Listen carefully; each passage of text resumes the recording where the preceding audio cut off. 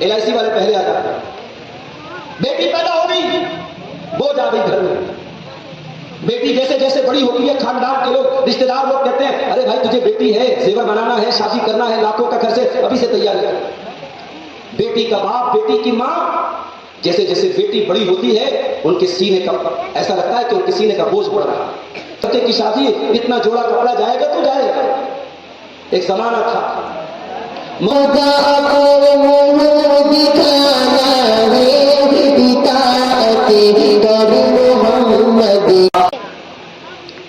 یا ایھا الذین آمنوا قوا انفسکم واہلیکم نارا وقودها الناس والحجارۃ علیہا ملائکۃ غلاظ.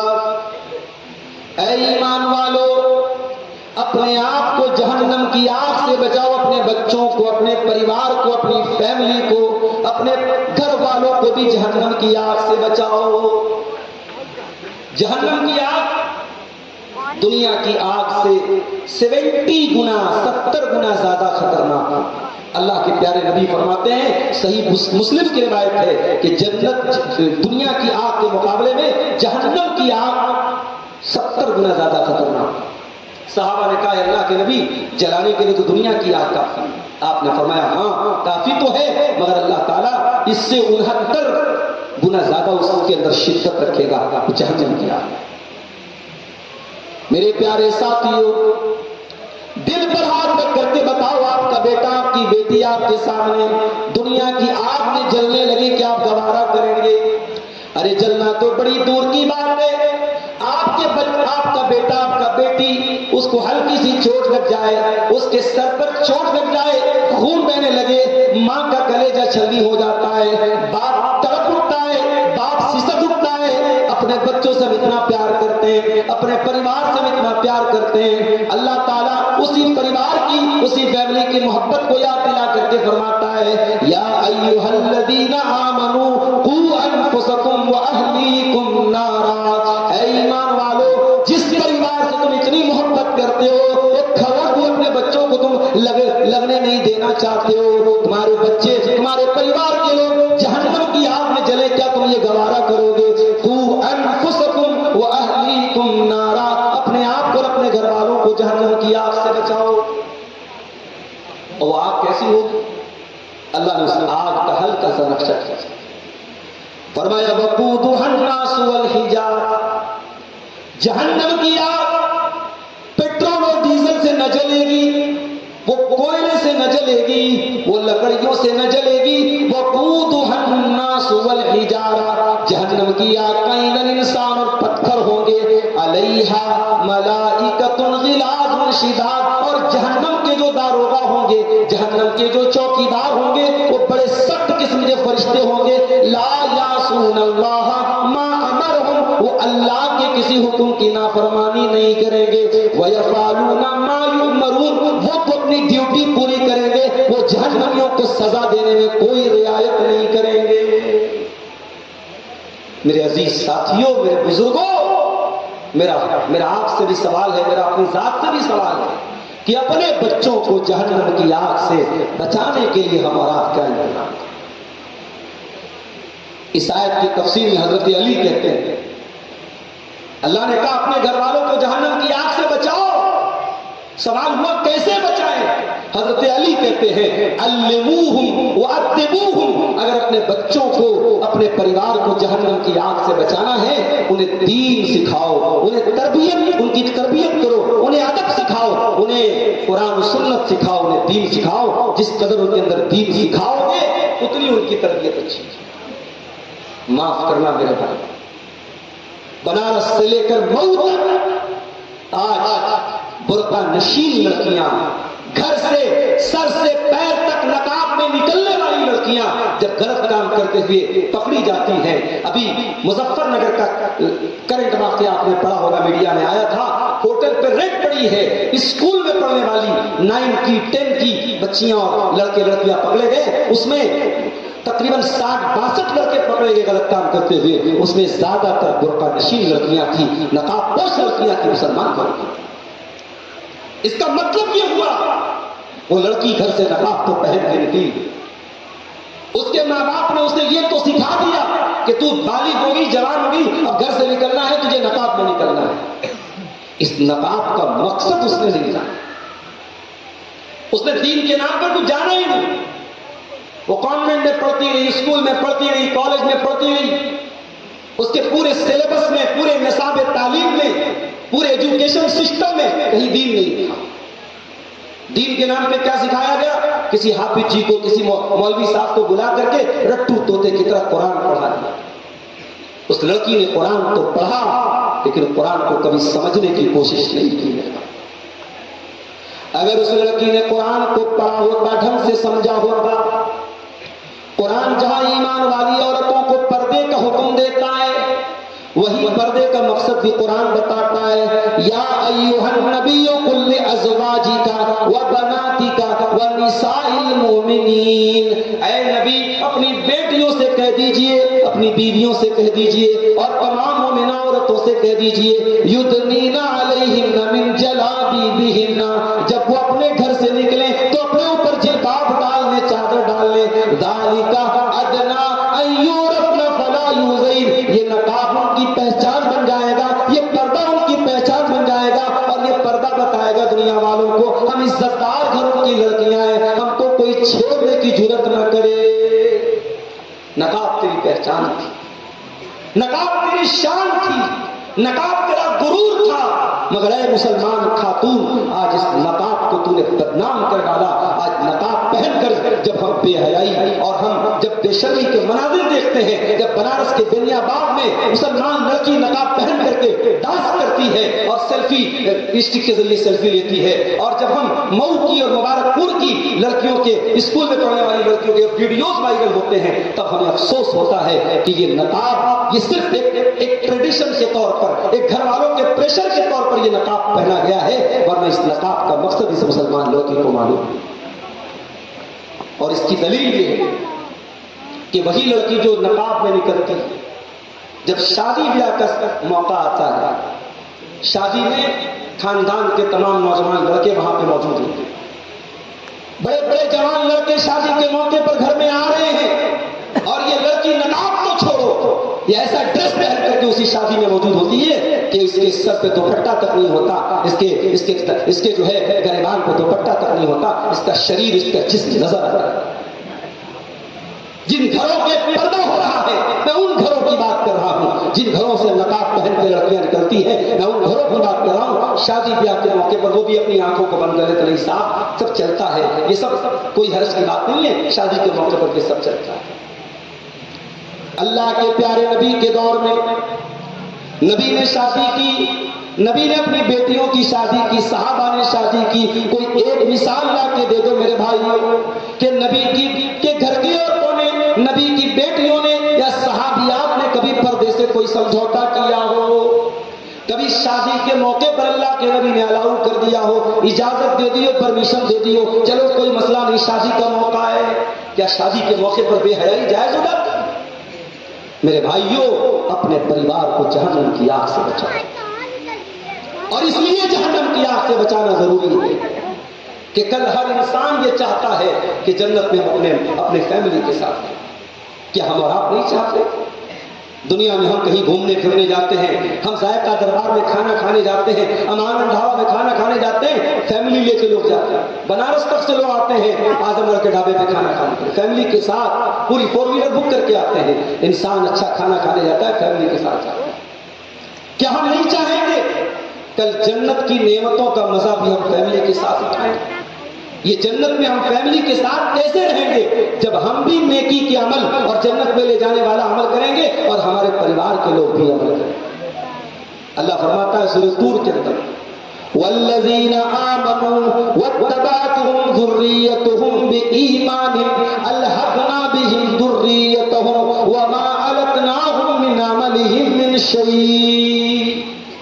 جو لوگ ایمان والے ہیں اور نیک عمل کرنے والے ہیں اور ان کی اولاد بھی ان کے نقش قدم پر چلنے والی ہے۔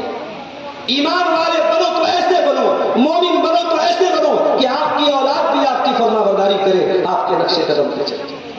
اور آج بھی ایسے والدین ہیں میرے گھر میں، ایسے والدین آج بھی آپ کو مل جائیں گے جو اپنے بچے اور بچیوں کے معاملے میں بڑے سینسٹیو ہیں، بڑے حساس ہیں۔ اگر وہ نمازی ہیں تو ان کی فکر ہے کہ میرے بچے بھی نمازی ہوں، اگر وہ دیندار ہیں ان کی فکر ہے کہ میرے بچے بھی دیندار ہوں، اگر ماں پردہ کرتی ہے اس کو فکر ہے کہ میری بیٹی بھی پردہ دار ہو۔ اللہ کہہ رہا ہے جب ایمان والے اور نیک عمل کرنے والے ان کی اولاد ان کے نقش قدم پہ چلے گی، اللہ کہتا ہوں جنت میں ان کی فیملی کے ساتھ ان کو ملا دیں گے۔ وما التناهم من عملهم من شيء، اور ہم ماں باپ کی نیکی میں کوئی کمی نہیں کریں گے۔ اگر بچوں کا عمل ماں باپ کے عمل سے کمزور بھی ہے، کم درجے کا بھی ہے، اللہ بچوں کو اپ گریڈ کر دے گا اور ماں باپ کے درجے سے ملا دے گا اور ماں باپ کے عمل میں کوئی کمی نہیں کرے گا۔ یہ اللہ کا انعام ہے میرے پیارے ساتھیوں۔ یہ انعام اگر آپ کو حاصل کرنا ہے تو اپنے بچوں کی دینداری کی فکر ہمیں آپ کو کرنی ہے۔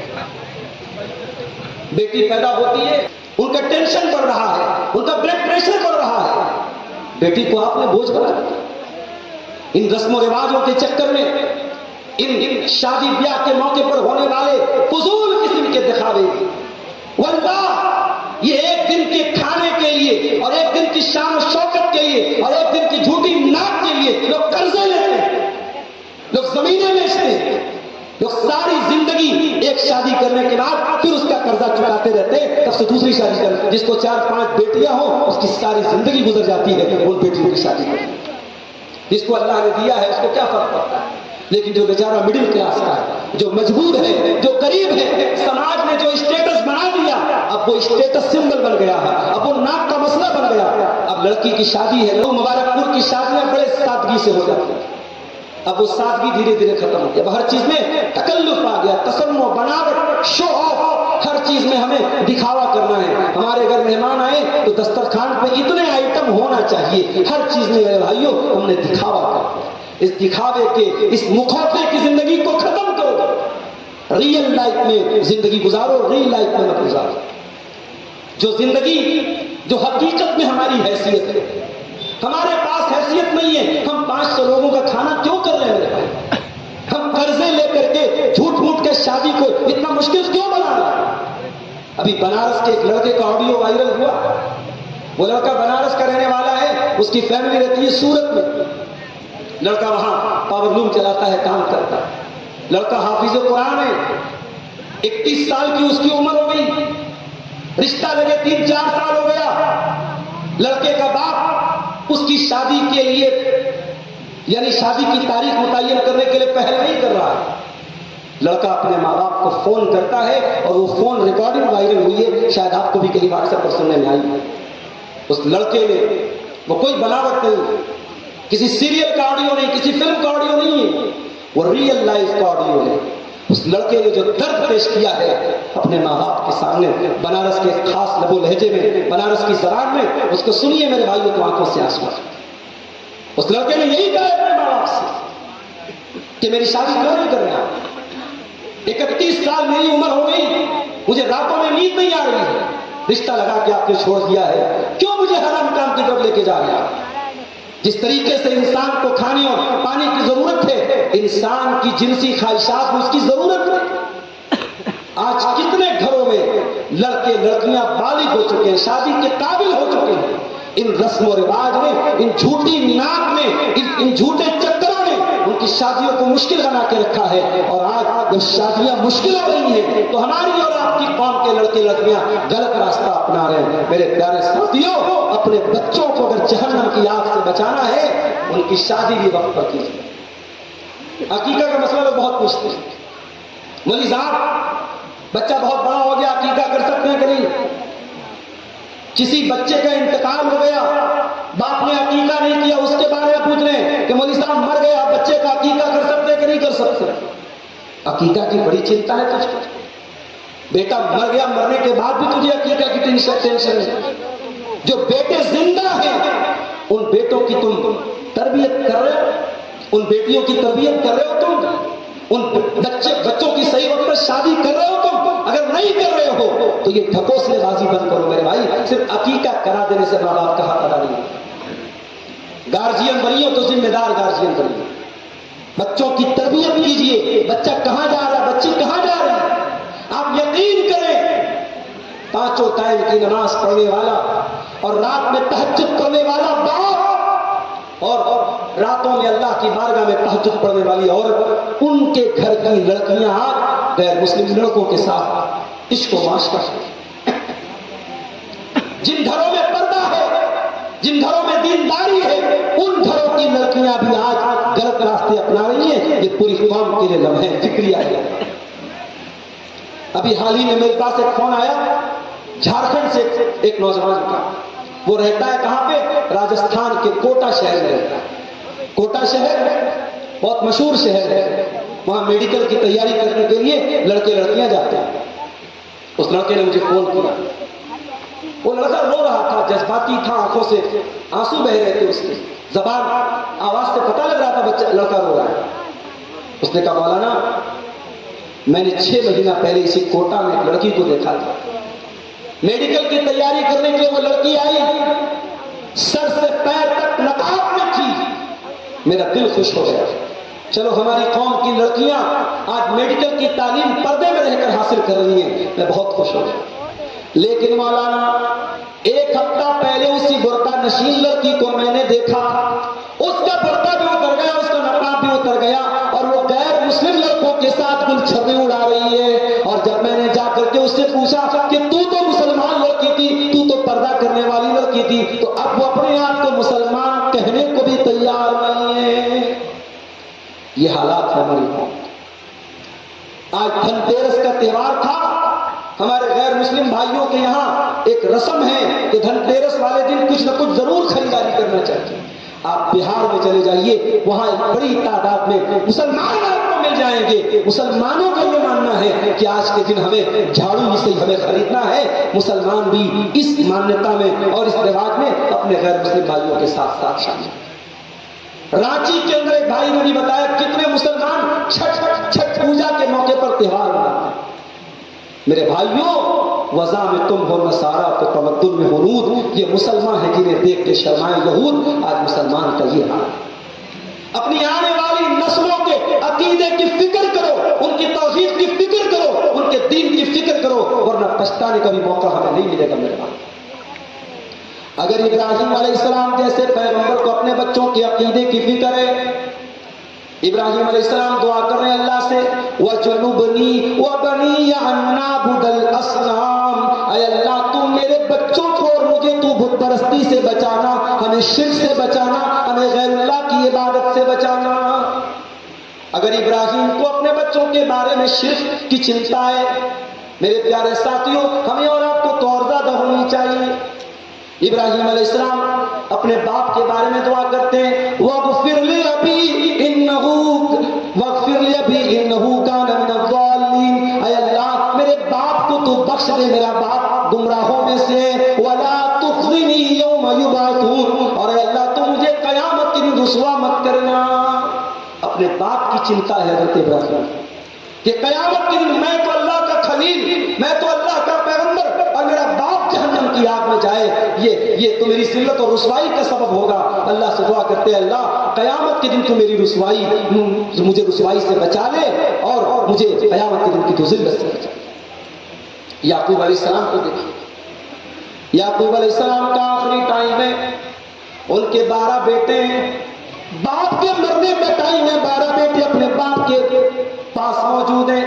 قرآن کہتا ہے ام کنتم شہداء اذ حضر یعقوب الموت اذ قال لبنیہ ما تعبدون من بعدی قالوا نعبد الہک والہ آبائک ابراہیم واسماعیل واسحاق الہا واحدا۔ حضرت یعقوب اپنے بچوں سے کہتے ہیں کہ میرے بچوں، میرے بعد تم کس کی عبادت کرو گے؟ ہمارے یہاں باپ مرنے لگتا ہے، زمین کی بات کرتا ہے، جائیداد کی بات کرتا ہے، سونا چاندی کی بات کرتا ہے، روپیے پیسے کی بات کرتا ہے۔ یعقوب علیہ السلام عقیدے کی بات کر رہے ہیں، دین کی بات کر رہے ہیں، توحید کی بات کر رہے ہیں۔ ما تعبدون من بعدی، میرے بعد تم کس کی عبادت کرو؟ قالوا نعبد الہک والہ آبائک، بیٹے کہتے ابا جان ہم اسی ایک اللہ کی عبادت کریں گے جس کی عبادت آپ کرتے ہیں، اور جس کی عبادت ہمارے باپ دادا کرتے تھے، ابراہیم کرتے تھے، اسماعیل کرتے تھے، اسحاق کرتے تھے۔ یہ فکر ہے پیغمبر کو، یہ فکر ہمیں کیوں نہیں ہے؟ ہمارے بچے آج توحید سے دور ہیں میرے بھائی، ہمارے بچے آج دین کی بڑی بیسک باتوں سے دور ہیں۔ ہم مطمئن ہیں ہمارا بیٹا بڑا کاروباری ہے، کپڑے کی لائن کا کام کرنے والا، ساڑی کی لائن کا کام کرنے والا، ساڑی کو ہاتھ میں لے کے بتا دیتا ہے اس میں دھاگا کون سا لگا ہے، اس میں دانی کون سی، اس میں بانا کون سا ہے، اس میں زری کون سی لگی ہے، یہ پیور ہے، اصلی ہے، نقلی ہے، کیا ہے، اے ٹو زیڈ سب بتا دیتا ہے۔ اتنی مہارت ہے۔ آپ کا بیٹا اپنے کاروبار کی ABCD جانتا ہے، اپنی دنیا کی ABCD جانتا ہے، آخرت کے بارے میں آپ کا بیٹا کہتا ہے۔ اللہ قرآن میں کہتا ہے میرے کچھ بندے ایسے بھی ہیں جو اپنی دنیا کے بارے میں تو بہت ماہر ہیں، یعلمون ظاہرا من الحیات الدنیا وهم عن الآخرۃ هم غافلون۔ ان کے پاس دنیا کی تو بہت نالج ہے لیکن آخرت کے معاملے میں بالکل غافل ہیں، آخرت کی نہ کوئی نالج ہے نہ آخرت کی کوئی فکر ہے۔ امام حسن بصری رحمۃ اللہ علیہ کہتے ہیں کہ بعض لوگ اتنے ماہر ہوتے ہیں کہ دینار کو اپنے ناخن پہ رکھ کے بتا دیں گے دینار کا وزن کیا ہے، وما یحسن ان یصلی رکعتین، مگر 2 رکعت نماز آپ پڑھوا لیجئے، 2 رکعت نماز نہیں پڑھ پائیں گے۔ دنیا کے اتنے ماہر کہ ناخن پہ رکھ کے سونے کے سکے کا وزن بتا دیں، اور دین کے معاملے میں اتنے زیرو ہیں کہ وہ 2 رکعت نماز بھی نہیں پڑھ پائیں گے۔ آج معاف کیجئے ہمارے نوجوان نسل کا یہی حال، اور لڑکیوں کا تو اور برا حال، عورتوں کا تو اور برا حال ہے۔ عورتوں میں دین کی جانکاری کا ابھاؤ اس قدر ہے میرے بھائیوں کہ بیان کرتا ہوں۔ اس لیے میں اکثر اپنی تقریروں میں یہ بات کہتا ہوں کہ اگر آپ کے محلے کی مسجد میں عورتوں کا انتظام نہیں ہے تو ضرور ہونا چاہیے، کم سے کم اہل حدیث مسجد میں تو ضرور ہونا چاہیے۔ آج دوسروں کو سبق دے رہے ہیں، دوسروں کو نصیحت دے رہے ہیں۔ میں جھارکھنڈ میں نے دیکھا، بنگال میں نے دیکھا، بہار میں نے دیکھا، بہت ساری بلکہ اکثر اہل حدیث کی مسجدوں میں عورتوں کا انتظام۔ عام نمازوں میں چھوڑ دیجئے، عیدین کی نماز میں، عید اور بقرعید کی نماز میں، عیدگاہ میں کتنے علاقوں میں، جھارکھنڈ کا ایک علاقہ ہے بھاگلپور سے قریب کا گڈا کا علاقہ، وہاں کوئلے کی کان وغیرہ ہے، بہت مشہور علاقہ ہے، وہاں میرا جانا دیکھا صاحب، وہاں عیدگاہ ہے ماشاءاللہ، بہت بڑی عیدگاہ ہے، کہا مولوی صاحب ہمارے یہاں عورتوں کا انتظام نہیں ہے۔ میں نے جمعہ کا خطبہ دیا، سمجھایا بجھایا، بیٹھ کر کے ذمہ داروں سے بات کی، الحمدللہ وہاں پہ عیدگاہ میں بھی شروعات ہو گئی، مسجد میں بھی شروعات ہو گئی۔ آپ یقین کریں میرے بھائی، ہم بیمار ہوتے ہیں، سردی لگتی ہے، ڈاکٹر ہلکی پھلکی دوا دے دیتا ہے، لیکن وائرل فیور ہو جاتا ہے، اگر ہمیں ٹائیفائڈ ہو جاتا ہے تو ڈاکٹر پھر ہمیں تگڑا والا اینٹی بائیوٹک دیتا ہے۔ بیکٹیریا جتنا تگڑا ہوگا، وائرس جتنا تگڑا ہوگا، ڈاکٹر اینٹی وائرس اتنا تگڑا دے گا، یہ میڈیکل سائنس کا اصول ہے۔ آج بے حیائی کا، بے پردگی کا، دین سے دوری کا وائرس بہت تگڑا ہو چکا ہے۔ ہمارے اور آپ کے گھر کی بہن بیٹیوں کو برباد کرنے کے لیے انسٹاگرام موجود ہے، سوشل میڈیا موجود ہے، واٹس ایپ موجود ہے، فیس بک موجود ہے۔ آپ کتنے پہلے آ رہے ہیں؟ رات کو 2 بجے آپ کی لڑکی انسٹاگرام پر کس سے چیٹنگ کر رہی ہے، آپ کیسے جان سکتے ہیں؟ اور یہ مسئلہ یاد رکھو، اپنی بہنوں سے بھی کہنا چاہوں گا اور اپنے نوجوان لڑکوں سے بھی کہنا چاہوں گا، یہ دین کے نام پہ دوستی کا یہ چکر بند کر دو۔ صاحب ہمارے درمیان دین کی دوستی، لڑکا لڑکی کے درمیان دین کے نام پر کوئی دوستی نہیں ہو سکتی، یاد رکھو۔ کوئی بھی مرد اور عورت کے بیچ میں دین کے نام پر کوئی رشتہ نہیں ہو سکتا۔ وہ ڈاکٹر ذاکر نائک کا ایک بڑا ویڈیو بڑا وائرل ہو رہا ہے، پاکستان میں جا کر کے انہوں نے کہا تھا، ایک نیوز اینکر سے کہا تھا کہ اگر کوئی عورت میک اپ کر کے سج دھج کر کے بیٹھی ہے سامنے، ایک مرد کے سامنے آدھا گھنٹہ بیٹھی ہے اور مرد کے دل پر کوئی فرق نہیں پڑ رہا ہے، تو اس مرد کو اپنا جا کر کے میڈیکل چیک اپ کرانا چاہیے، وہ صحیح نہیں ہے، وہ جسمانی اعتبار سے گڑبڑ ہے۔ یہ نیچرل بات ہے، یہ فیکٹ بات ہے، یہ ریئل بات ہے۔ اللہ تعالیٰ نے مرد اور عورت کے درمیان کشش رکھی ہے، اور اسی لیے اللہ کے نبی فرماتے ہیں لا یخلون رجل بامرأۃ الا وثالثهما الشیطان، جب کوئی مرد اور عورت اکیلے میں ملتے ہیں، تنہائی میں ملتے ہیں، تو تیسرا وہاں شیطان ہوتا ہے۔ میری بہنوں یاد رکھنا، انسٹاگرام پر آپ کو میسج کرنے والا، فیس بک پر آپ کو میسج کرنے والا، واٹس ایپ پر آپ سے باتیں کرنے والا بھی اگر لڑکا ہے، اگر مرد ہے، اور آپ ایک لڑکی ایک عورت ہیں اور آپ اس سے باتیں کر رہی ہیں، تو نبی کی یہ حدیث وہاں پر بھی لاگو ہو رہی ہے، الا وثالثهما یوسوسہم الشیطان، تیسرا شیطان۔ اگر آپ کو یہ لگتا ہے لڑکا بہت دیندار ہے، بہت متقی ہے، بہت پرہیزگار ہے،